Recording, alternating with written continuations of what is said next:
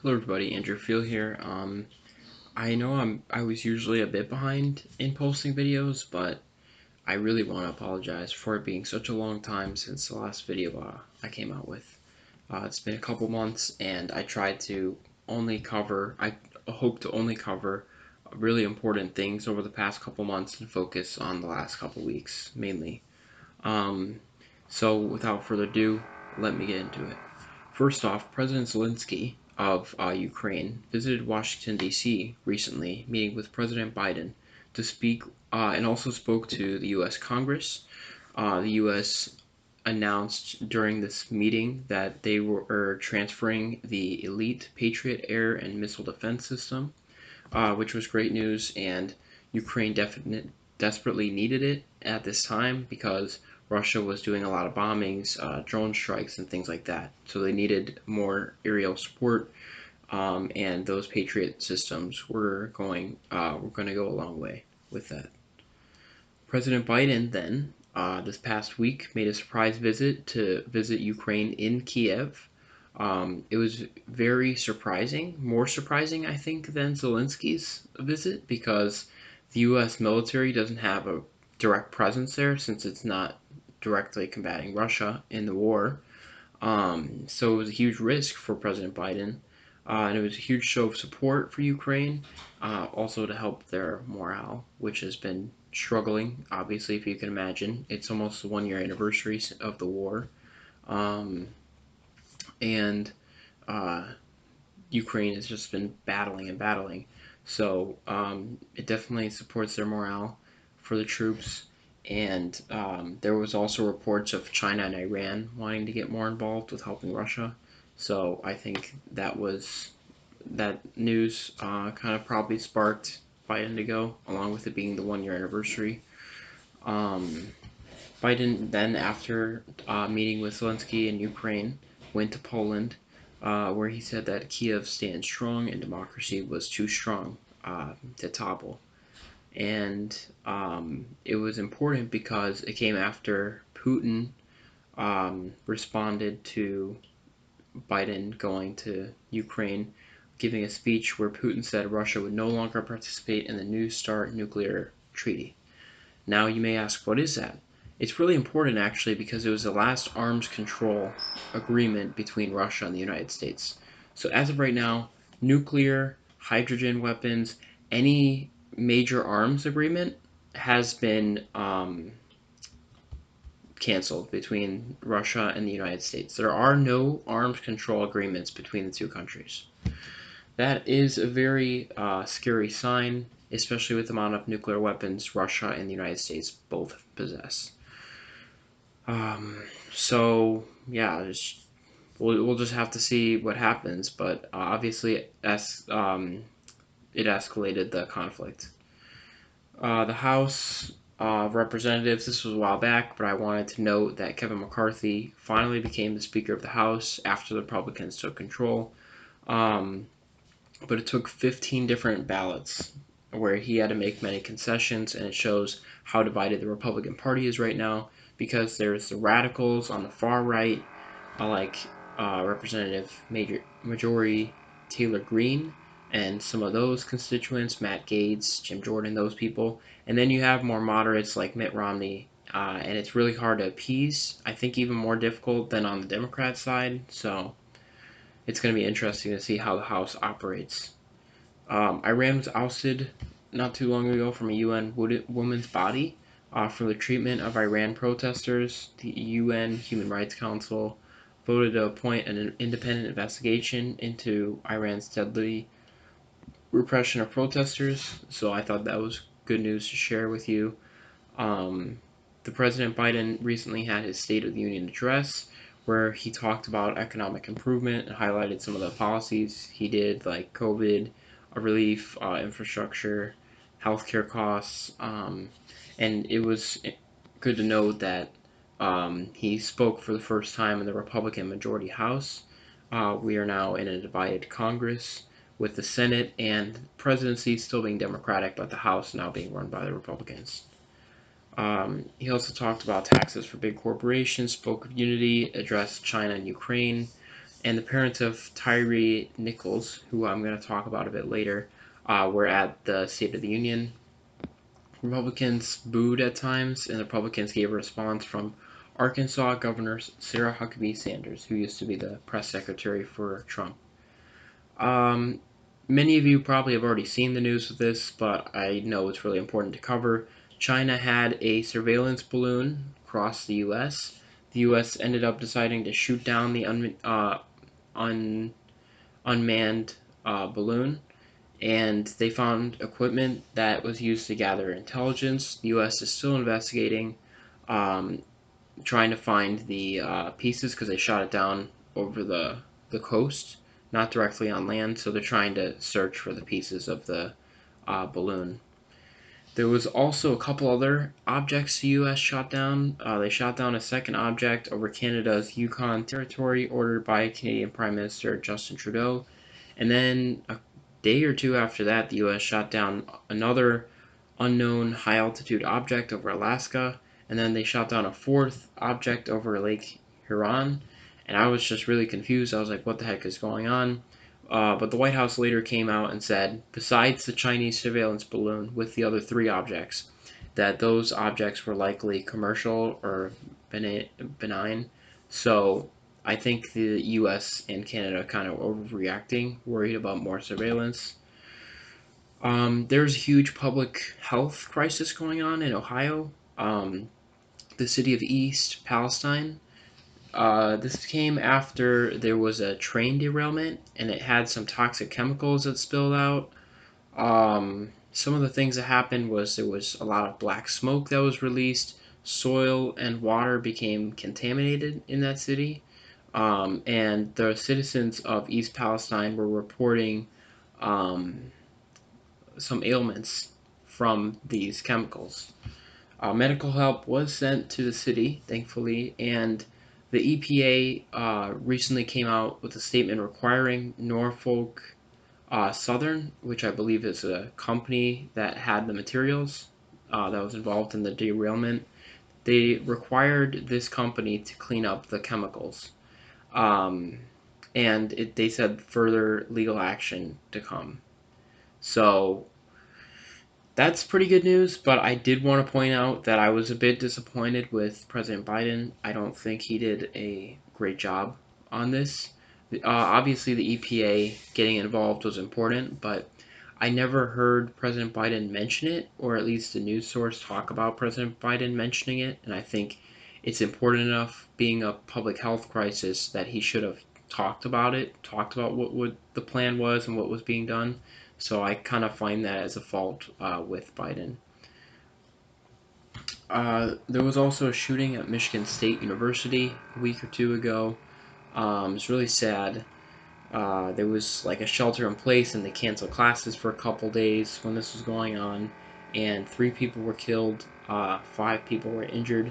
The suspect did kill himself, which was the one good thing about this, because in my opinion, with school shooters, I think instead of having to pay for them to go to jail the rest of their lives, I think it's better that they just take themselves out. That's just my opinion. And the suspect was 43 years old.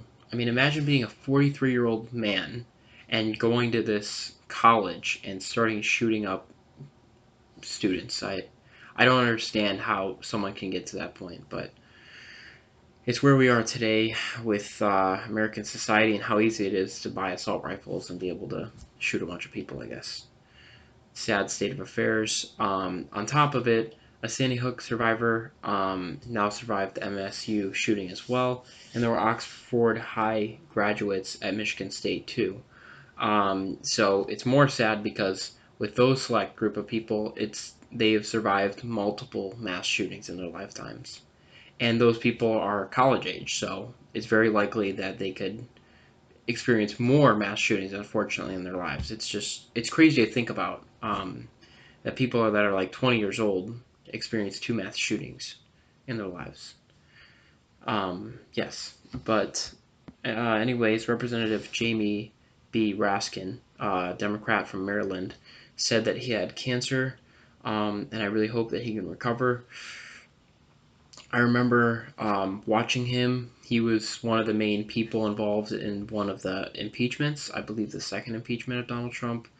So I got to see more of him from that. But yeah, I really hope that he can beat the cancer. There was a study that found hate speech grew dramatically on Twitter after Elon took over, which is like, it shouldn't be a shock to anyone, but that's the evidence with that. Tesla stock was hard hit after Elon took over, with investors worrying about Elon's focus. Um, yes, that was with that. And President Biden did speak on the anniversary of the January 6th insurrection. There is a huge problem going on in Somalia with 200,000 people suffering from food shortage. I really hope that they can figure out if there's aid that they can give.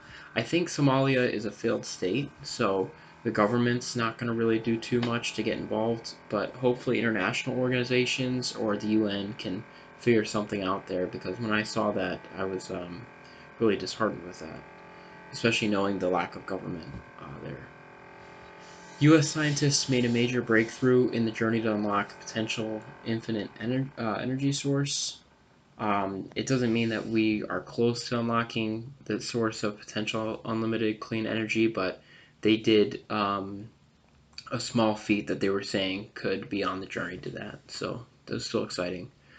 So with Tyre Nichols, if you didn't hear yet about what happened with Tyre Nichols, he was beaten by five different police officers. Not one or two, five police officers in Memphis. The body cam footage for that, by the way, was for some reason not available. Only the body cam footage after, um, because he apparently got stopped over a traffic stop violation, and that video wasn't available. It was only once they tried to detain him. He did try to run, so he wasn't 100% in the right, where he wasn't fully complying by running from police, but the video started when they were trying to detain him, when he ran, and then when they caught up and ended up finding him. Because what happened was, once they did catch up to him and find out where he was, they beat him pretty bad. So bad that he died from his injuries. And apparently, there was a report pretty recently that came out, I think, that the hospital for a long while after he was checked in didn't get administer medical aid to him. So, just a terrible situation all the way around. We don't have a lot of information about why they stopped him in the first place. I think I saw it was over a traffic stop violation, but he ran away. They seemed to be pretty forceful with him when they first were detaining him, and then when he ran, they were upset. That I think that they were having to run around or whatever their excuse was. Doesn't matter. But the body cam footage just showed them kicking him and punching him, holding him down so other people could punch him. Really gruesome scenario. So yeah, hopefully the justice can be served. I don't know if it will, but I just wanted to put that out there so you're made aware. The officers have since been fired, so part of that justice has been served, but they have not. I have not seen them yet get charged or arrested. So that's where I want that to happen. They should be charged, obviously, and I think arrested, and served long sentences. Everyone involved. Um, and then also, in terms of world events, there was a huge 7.8 magnitude earthquake that hit both Turkey and Syria. Majority in Turkey, but a bit in Syria as well. The death toll from both countries topped 20,000. Um, it's really tough to see something like that. They were still looking for survivors, but they're not that hopeful since it happened about a week ago. The death toll was 17,134 in Turkey. Now, this wasn't this. There may be the death toll may be higher. This was several days ago, so maybe a little higher. But the last I saw was a death toll of 17,134 people in Turkey, and 3,317 dead in Syria. And in Turkey, it surpassed the devastating 1999 earthquake that hit Turkey. excuse me, thousands more were injured, and thousands of buildings collapsed. So, thoughts and prayers, my thoughts and prayers to the people who are affected directly and along with their families and friends. It's just a terrible thing that happened. Turkish President Erdogan spoke about it, vowed to rebuild every home destroyed in the city of Gaziantep within a year, and offered financial compensation. There was reports about how the president of Turkey, Erdogan, didn't um, do a good enough job of allocating resources and things like that before the earthquake. So it seemed like sparked a bit of outrage there with that.